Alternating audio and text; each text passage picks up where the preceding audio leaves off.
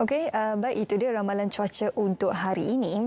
Berkesinambungan daripada cerita pagi Johor kita seketika tadi yang bercerita ataupun berkongsi berkenaan program vaksinasi untuk remaja. Kita ingin masih lagi bercakap berkenaan golongan belia, cumanya kali ini kita berikan sedikit fokus kepada belia yang berada di Institut Pengajian Tinggi Awam Swasta iaitu IPTA dan juga IPTS.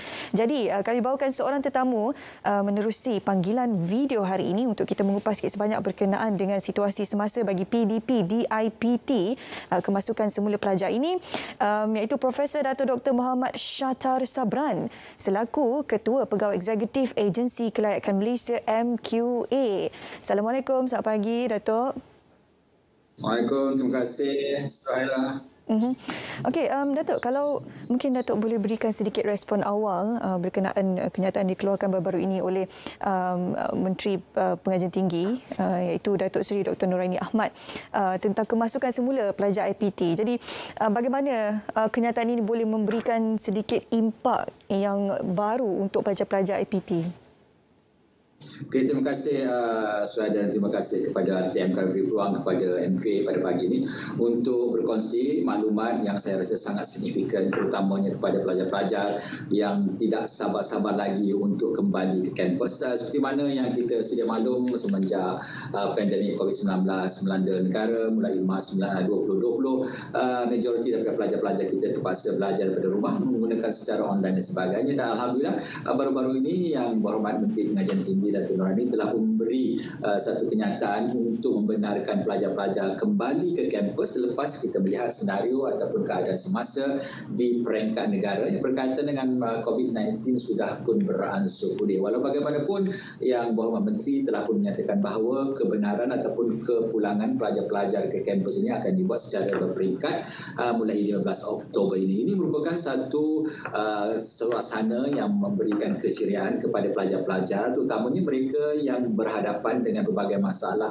dari segi jaringan, kemudahan dan sebagainya, dan kita mengharapkan kemudahan ataupun fleksibiliti yang telah diberikan oleh Yang Berhormat Menteri ini dapat memberikan 1000 keceriaan kepada mahasiswa, dan kita mengharapkan juga kepada pelajar-pelajar supaya patuh kepada segala bentuk SOP yang telah diperkenalkan ataupun yang akan diperkenalkan oleh IPT masing-masing agar kita dapat mengekang jangkitan itu, dan yang kedua kita dapat melayari ataupun mengikuti program-program kita ataupun pengajian kita dengan lebih selesa lagi berbanding dengan apa yang telah kita lalui sepanjang setahun yang lepas semenjak pandemik COVID melanda negara Mac 2020 yang lalu.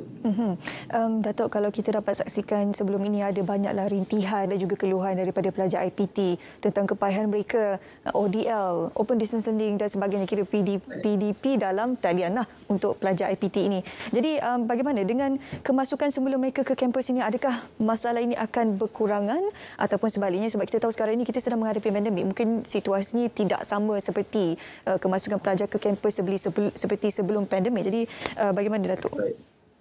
Okey, sebenarnya apa yang berlaku dalam negara situasi, walaupun kita telah dilanda dengan pandemik COVID-19 semenjak Mac 2020 yang lepas, beberapa kelonggaran sebenarnya telah diberikan oleh Kementerian Pengajian Tinggi kepada pelajar-pelajar, terutamanya kepada mereka yang punya keperluan-keperluan khas, mereka yang punya kesusahan di rumah dan sebagainya, mereka dibenarkan untuk datang ke kampus dengan kebenaran dan sebagainya. Kita kerana pihak kementerian, Menteri memahami senario yang dihadapi oleh masyarakat kita yang berjumlah lebih daripada 1.3 juta ini dalam kalangan pelajar-pelajar kampus, dan itu yang berlaku sebelum ini. Tetapi apabila selepas pengumuman yang Berhormat Menteri baru-baru ini, ia membuka lebih besar ruangan ini, dan fleksibiliti itu diberikan juga kepada IPT mengambil kira senario ataupun situasi semasa mengikut lokasi IPT yang ada dalam negara kita, private ataupun awam, dan ini sudah pasti memberikan sedikit kelonggaran kepada pelajar-pelajar yang kebetulan ataupun pada sebelum ini menghadapi masalah yang terpaksa pergi ke satu-satu tempat untuk dapatkan liputan dan sebagainya. Pada ketika ini, insya-Allah perkara-perkara yang sedemikian dapat kita elakkan, dan saya yakin ramai pelajar yang memang tunggu-tunggu detik ataupun hari yang teramat istimewa kepada mereka. Walau bagaimanapun pihak IPT yang terlibat, kita juga mereka juga dinasihatkan supaya memastikan SOP dipatuhi, dan kemungkinan besar kombinasi kaedah hybrid akan dilaksanakan diperlukan dalam proses pengajaran semasa ataupun selepas Oktober ini. Kalau kita boleh menyentuh sedikit berkenaan dengan vaksin, Datuk, bagaimana perkara yang perlu diperhalusi ataupun diberi perhatian oleh pihak IPTA, IPTS untuk memastikan agar pelajar sudah mendapat suntikan vaksin tersebut bagi mengelak jangkitan COVID-19? Okey, sebenarnya pihak semua IPT yang ada dengan kerjasama dengan bantuan pihak kementerian, mereka telah pun berusaha membuat kolaborasi yang sangat rapat dengan Kementerian Kesihatan untuk memastikan keseluruhan warga pelajar IPT dapat menerima vaksinasi, dan pada ketika ini telah dipahamkan hampir 75% pelajar-pelajar universiti telah pun mendapat sekurang-kurangnya 1 dos dan 65% telah pun mendapat 2 dos. Dan dijangkakan dengan kerjasama yang erat di antara pihak Kementerian Pengajian Tinggi KKM dan juga IPT yang terlibat, insyaAllah kita akan mencapai 100% pelajar divaksinasikan menjelang Oktober ini, di akhir Oktober ini. Dan satu lagi perkara, kalau Datuk boleh kongsikan berkenaan advisory note daripada MQA yang menyatakan tentang fleksibiliti pengendalian program pendidikan tinggi semasa Perintah Kawalan Pergerakan. Jadi bagaimana fleksibiliti yang dimaksudkan ini sebenarnya?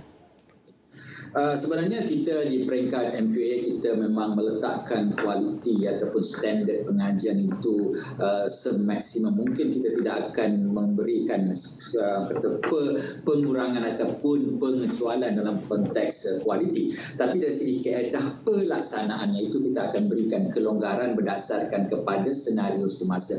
Misalnya contoh latihan industri sebelum pandemik COVID datang melanda negara, kita meletakkan bahawa setiap pelajar ataupun mahasiswa yang akan melalui latihan industri, mereka perlu berada di kawasan tersebut secara fizikal.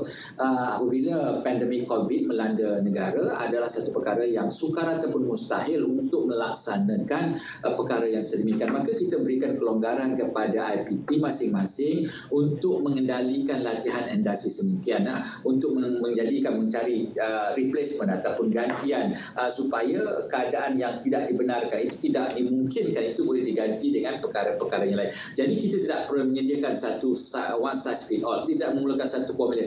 Inilah caranya, itulah caranya. Kita berikan ruang dan fleksibiliti kepada semua masyarakat IPT, kerana kita sedar kalau kita bercakap tentang 20 IPT dalam negara, mereka itu berada di lokasi yang berbeza-beza, dan kita yakin setiap IPT yang ada dalam negara ini mempunyai kaedah ataupun suasana senario yang berbeza-beza. Maka kita berikan fleksibiliti itu. Mungkin di negeri universiti di utara, kaedah mereka melaksanakan fleksibiliti itu tidak sama dengan negeri-negeri universiti di selatan, di timur dan juga di Sabah dan Sarawak. Itu yang kita maksudkan, tapi tanpa melakukan sebarang perubahan tentang matlamat ataupun objektif pengajaran ataupun pengajaran yang ada ketika itu.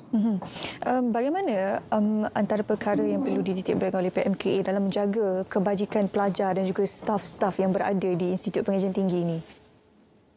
Okey, itulah yang saya sebutkan tadi melalui advisory note, flexibility yang kita berikan kepada mereka. Kita mengharapkan kekangan yang mereka ada sebelum pandemik COVID itu dapat dikurangkan ataupun dapat diringankan. Misalnya sebagai satu contoh, ini sebagai satu contoh sahaja. Misalnya untuk dalam kaedah konvensional, tidak ada sebarang masalah untuk mencapai matlamat ataupun objektif suatu subjek ataupun kursus, dia mesti ada untuk mencapai, mereka menganjurkan 7 assignment ataupun latihan. Okey, 7 untuk melaksanakan. Tetapi semasa pandemik, kesukaran dan sebagainya, mungkin diberikan fleksibiliti, maka IPT yang terlibat mungkin melihat daripada 7, mereka menyatakan untuk mencapai objektif ataupun matlamat kursus ini 3 sudah memadai, 3 sudah boleh mencapai objektif. Oleh yang demikian, mereka dibenarkan menjalankan 3 ujian,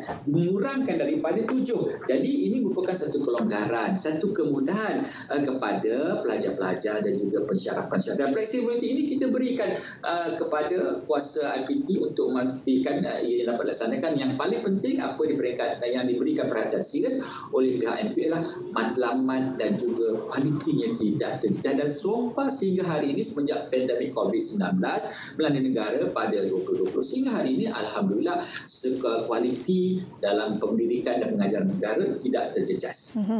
Okey, mungkin Dato' ada sedikit kata-kata terakhir untuk penonton Satu Pagi Malaysia ini sedang menonton untuk pelajar dan juga staf yang berada di IPT dalam mereka menghadapi kemasukan pelajar ke IPT tidak lama lagi? Okey, saya ingin mengajak dan juga menyuruh kepada seluruh warga kampus supaya melihat segala bentuk masalah yang berlaku dalam kehidupan kita merupakan satu peluang untuk kita menjadi lebih cemerlang. Dan sebenarnya COVID yang melanda negara semenjak Mac 20 itu mungkin boleh dilihat sebagai satu permasalahan yang besar, tapi dalam konteks yang lain ia merupakan satu peluang ataupun satu keadaan yang boleh meningkatkan kualiti ataupun penambahbaikan dilakukan oleh pihak IPT dalam negara kita. Dan sudah pasti kemasukan pelajar-pelajar pada bulan November ini yang dilakukan secara berperingkat mungkin ada sedikit kekurangan dan kelemahan, dan saya mengharapkan pelajar-pelajar menerimanya sebagai dalam konteks yang positif dan kita sama-sama membantu pihak universiti, membantu pihak kementerian untuk menambah baik suasana yang ada. Menceritakan hal-hal yang tidak baik melalui media sosial tidak akan mampu memperbaiki keadaan. Kita perlu berinteraksi, engage dengan IPT masing-masing untuk memastikan supaya seluruh ataupun segala proses kemasukan pelajar yang dilakukan secara berperingkat ini dapat dilaksanakan dengan secara baik dan lancar, dan insyaAllah saya yakin dengan kerjasama, engagement yang dilakukan di antara Majlis Perwakilan Pelajar terutamanya, MPK dan sebagainya, saya yakin hasrat kementerian untuk melihat seluruh warga kampus kembali kampus dapat direalisasikan, dan yang paling-paling penting keselamatan dan keharmonian mereka dapat kita pantau dengan sebaik mungkin. InsyaAllah. Okey, baik. Terima kasih kepada Profesor Dato' Dr. Muhammad Shahta Sabran bersama dengan kita hari ini untuk berkongsi berkenaan topik kemasukan pelajar di IPT. Terima kasih sekali lagi, Dato'. Terima kasih kerana beri peluang kepada MQA. Sama-sama. Okey. Kita nak berehat seketika. Kembali selepas ini ada topik berkenaan dengan penggodaman. Jangan ke mana, kembali selepas ini.